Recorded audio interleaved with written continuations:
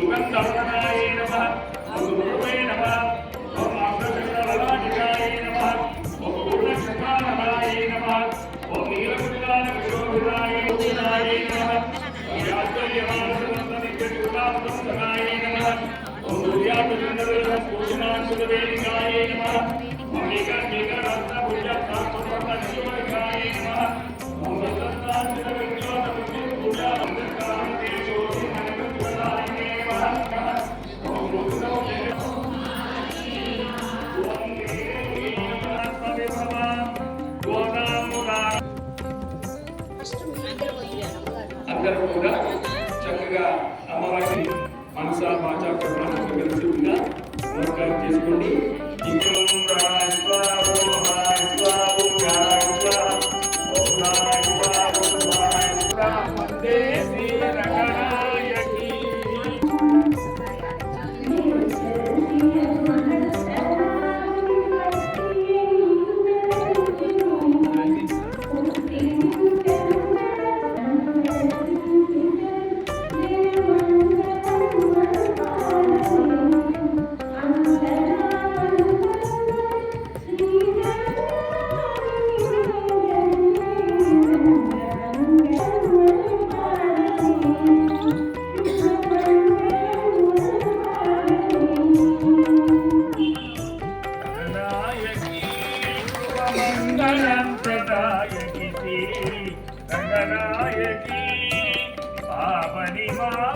ఆమె తిరుపావు పాడిన కుంభమే ఆవని మానముందమే తిరుపావు పాడిన కుంభమే కామవెమంబ్రోమవతి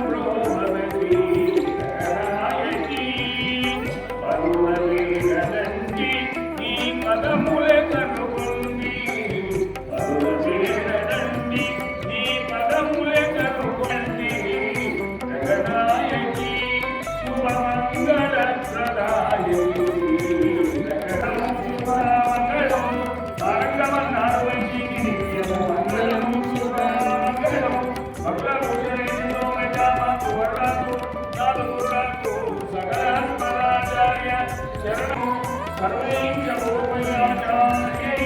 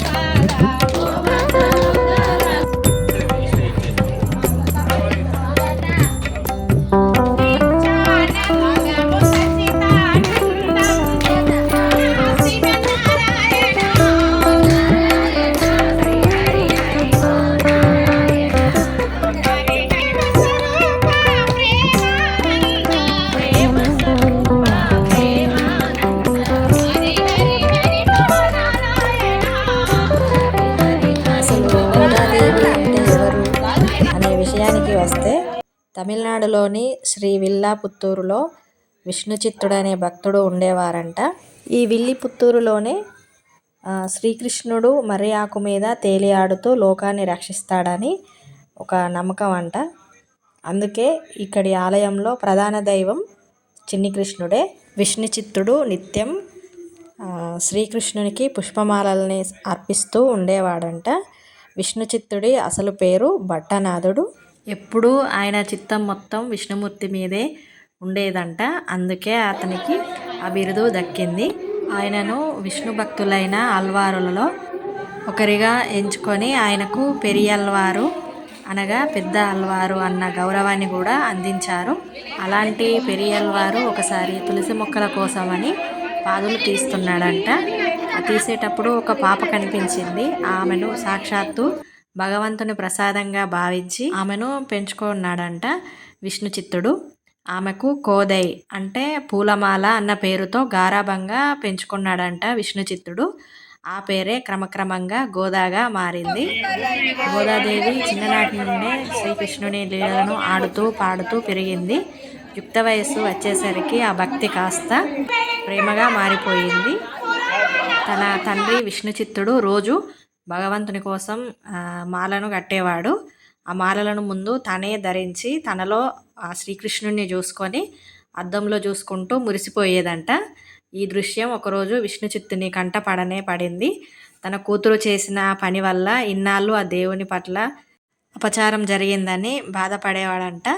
కానీ ఆ రోజు కృష్ణుడు అతని కలలోకి వచ్చి గోదాదేవి సాక్షాత్తు భూదేవి అవతారమేనని, ఆమె వేసుకున్న మాలలను ధరించడం వల్ల తనకు అపచారం ఏమి కాదు అని ఆనందం కలుగుతుందని తెలియజేశాడంట. ఇలాంటి సంఘటనలన్నీ గోదా మనసులో కృష్ణుని మీద ప్రేమని మరింతగా పెంచాయి. తనకు పెళ్ళంటూ జరిగితే ఆయనతోటే జరగాలని అనుకుందంట. అందుకోసం ఒకప్పుడు గోపికలు చేసిన కాత్యాయని వ్రతాన్ని మొదలుపెట్టింది. ఈ వ్రతం చేయాలంటే ఆహారానికి అలంకారానికి సంబంధించిన చాలా కఠినమైన నియమాలని పాటించాల్సి ఉంటుంది. అలా గోదాదేవి తాను వ్రతాన్ని పాటించడమే కాకుండా తన చెలికత్తల్ని కూడా ప్రోత్సహించింది. తన స్నేహితురాళ్లను మేలుకొల్పేందుకు, వారికి వ్రత విధానాలు తెలియజేసేందుకు, తనలో కృష్ణ భక్తిని వెల్లడించేందుకు 30 పాశురాలను పాడింది గోదాదేవి. అవే ధనుర్మాసంలో ప్రతి వైష్ణవ భక్తుని ఇంట్లో వినిపించే తిరుప్పావై. ఇలా కొనసాగుతున్న గోదాదేవి ప్రేమకు ఆ శ్రీకృష్ణుడు లొంగక తప్పలేదు. దాంతో ఆయన విష్ణు చిత్తునికి కనిపించి గోదాదేవిని శ్రీరంగానికి తీసుకురమ్మని, అక్కడ రంగనాథునిగా వెలిసిన తాను గోదాదేవిని వివాహం చేసుకుంటానని చెప్పాడంట. శ్రీరంగంలోని ఆలయ అర్చకులకు కూడా ఈ విషయాన్ని తెలియజేశాడంట. కృష్ణుని ఆదేశాలు విన్న విష్ణుచిత్తుని సంతోషానికి అవధులు లేకుండా పోయాయి. వెంటనే గోదాదేవిని విలిపుత్తూరులో ప్రజలను తీసుకొని శ్రీరంగానికి బయలుదేరాడు. అక్కడ వారి రాక గురించి ముందే తెలిసిన అర్చకులు వారిని ఆలయంలోకి తీసుకువెళ్లారు. పెళ్లి కూతురిగా గర్భగుడిలోకి ప్రవేశించిన గోదాదేవి అందరూ చూస్తుండగానే ఆ రంగనాథునిలో ఐక్యమైపోయింది. ఇదంతా మకర సంక్రాంతికి ముందు భోగి రోజు జరిగింది. అందుకే ప్రతి వైష్ణవ ఆలయంలో భోగినాడు గోదాదేవికి విష్ణుమూర్తితో కళ్యాణం జరుపుతారు. గోదాదేవికి ఒడిబియ్యం సమర్పించి తీర్థప్రసాదాలు తీసుకొని ఆశీర్వచనాలు అందుకోవడం జరిగింది. ఇదేనండి ఈరోజు వీడియో. నా వీడియో కనుక మీకు నచ్చినట్లయితే లైక్ చేసి షేర్ చేయండి. అలాగే మొదటిసారి వీడియో చూస్తున్నట్లయితే సబ్స్క్రైబ్ చేయండి. మరిన్ని మంచి వీడియోస్తో మీ ముందుకు వస్తాను. Thank you.